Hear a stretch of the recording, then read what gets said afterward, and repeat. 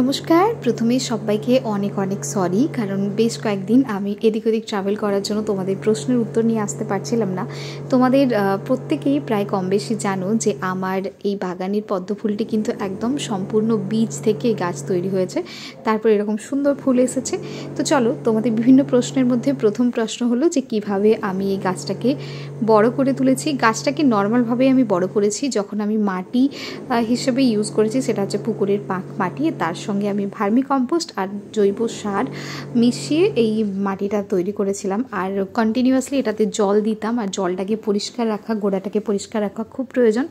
আর যেটা আমি সার হিসাবে ব্যবহার করতাম তা হলো প্রতি 10 দিন বা 15 দিন ছাড়া ছাড়া ভার্মি কম্পোস্ট, আর সঙ্গে 1919 ইউজ করতাম, আর ইউজ করতাম পটাশের কয়েকটা দানা, ওই 5 থেকে 6 দানা। আর এইভাবেই ধীরে ধীরে কিন্তু আমার ফুল গাছে ফুল এসেছে। তোমাদের অনেকে প্রশ্ন যে ফুল আসতে কতদিন সময় লেগেছে। আমি আগের বছর অক্টোবরে দুর্গাপুজোর ঠিক 5 দিন পরেই কিন্তু বীজ প্রথম জলে ভেজাই, এবং তারপর ধীরে ধীরে গাছটা প্রায় 8 থেকে 9 মাস পর কিন্তু ফুল দিয়েছে। সহজে পদ্মের ফুল পেতে চাইলে কিন্তু অবশ্যই টিউবার লাগিও। আর যারা বীজ থেকে আমার মতো ফুল ফোটাতে চাইছো কিন্তু এখনো ফুল আসছে না বলে আশঙ্কায় রয়েছে, তারা কিন্তু একবার রিপোর্টিং করেও দেখতে পারে। সঙ্গে সময়, ধৈর্য আর অনেকখানি যত্নের পরেই কিন্তু বীজ থেকে ফুল পাওয়া যায়। আশা করি তোমাদের সমস্ত প্রশ্নের উত্তর আমি দিয়েছি। আজ তবে আসি, ফিরবো খুব তাড়াতাড়ি অন্য একটা ভিডিও নিয়ে। Till then, by.